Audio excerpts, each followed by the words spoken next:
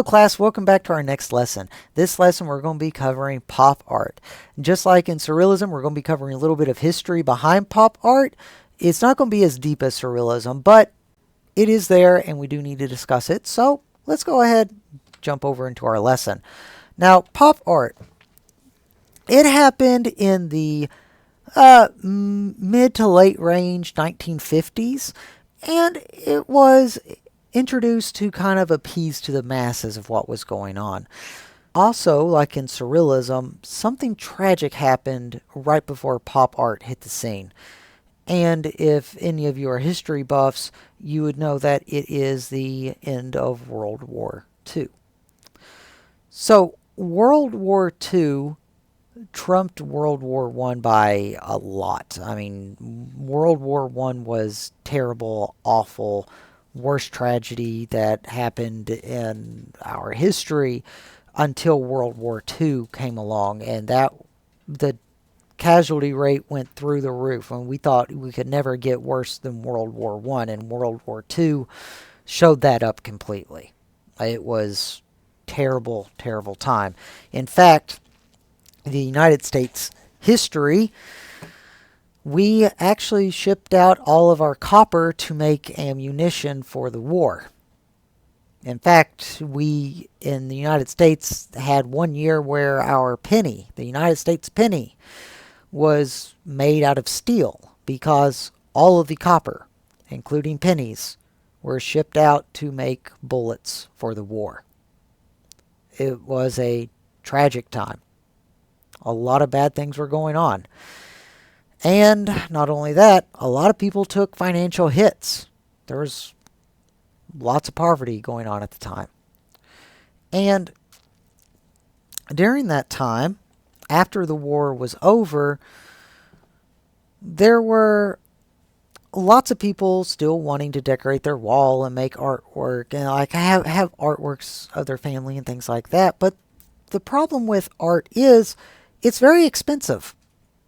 It is. I mean, you want a pretty artwork of somebody you love hanging up on your wall. I mean, sure, in today's time, you can just take a picture, print it off, hang it up.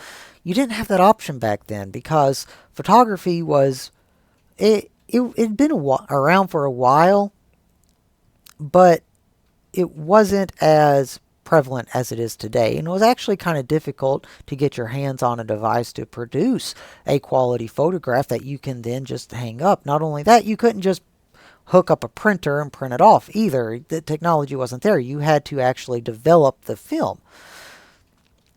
So if you wanted a portrait of somebody made, you actually had to go to an artist, pay them to paint a portrait of somebody for you, and typically it was pretty expensive.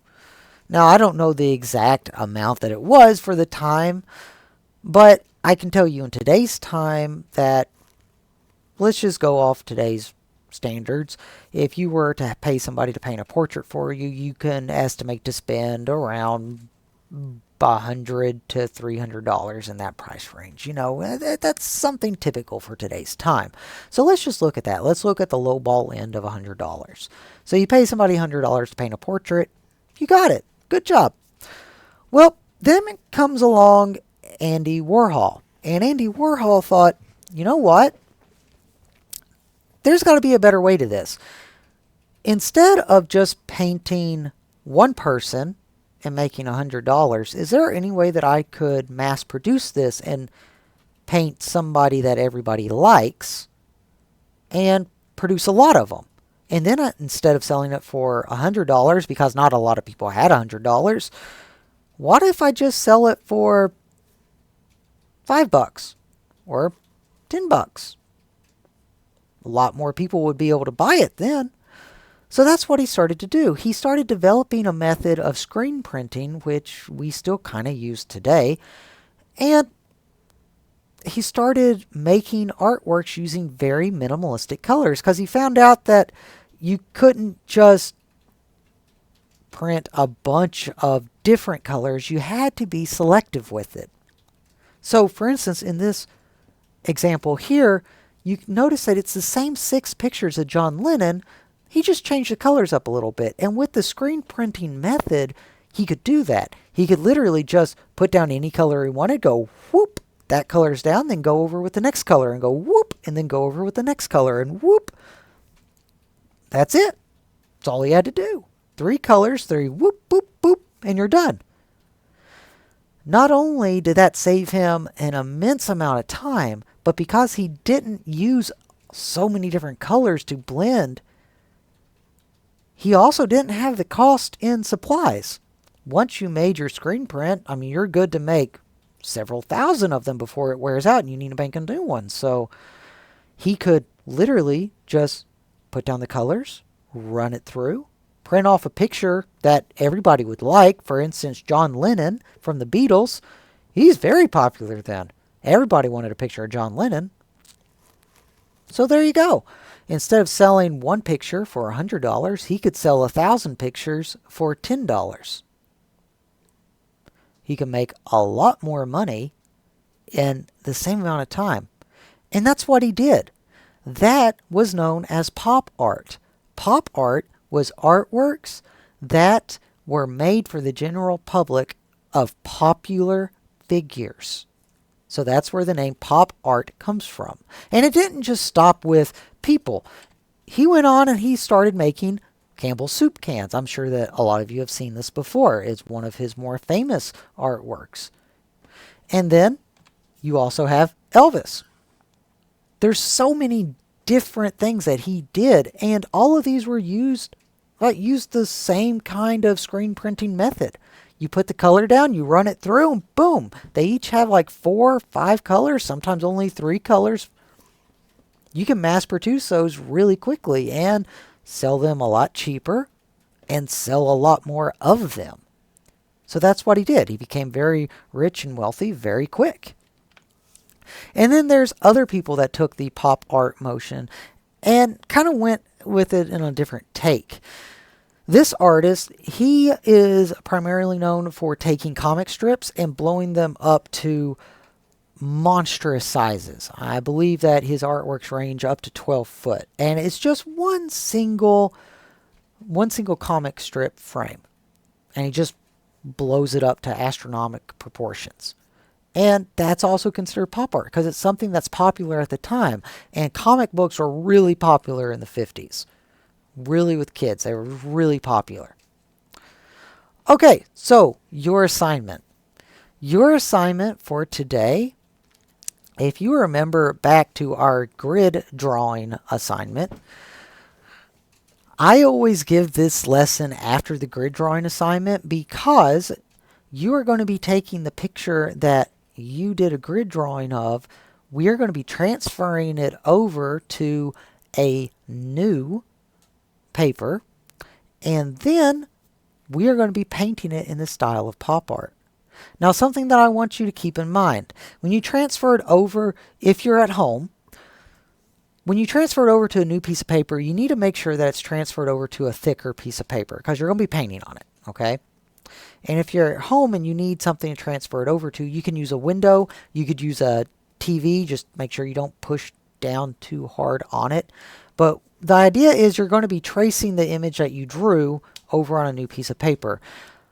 You are not going to be tracing a photograph to a new piece of paper. I do not allow students to trace photographs.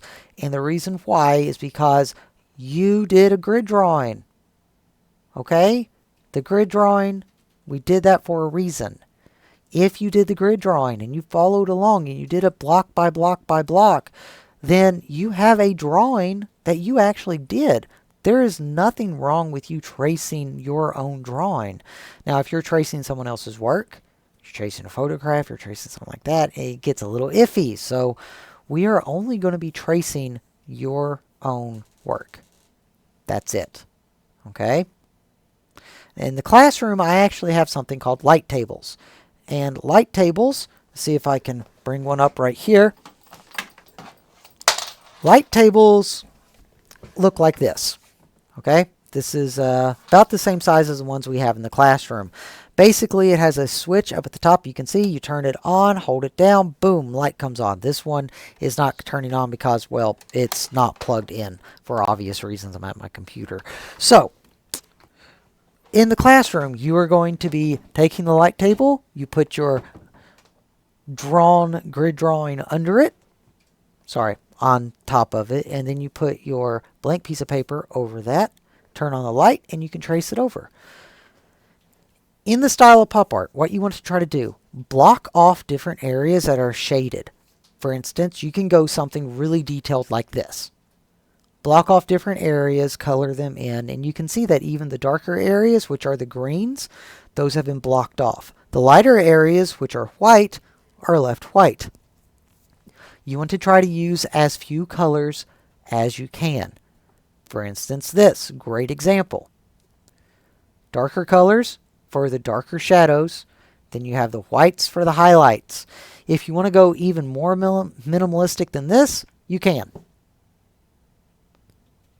Remember, try to break it down just the shadows and the highlights.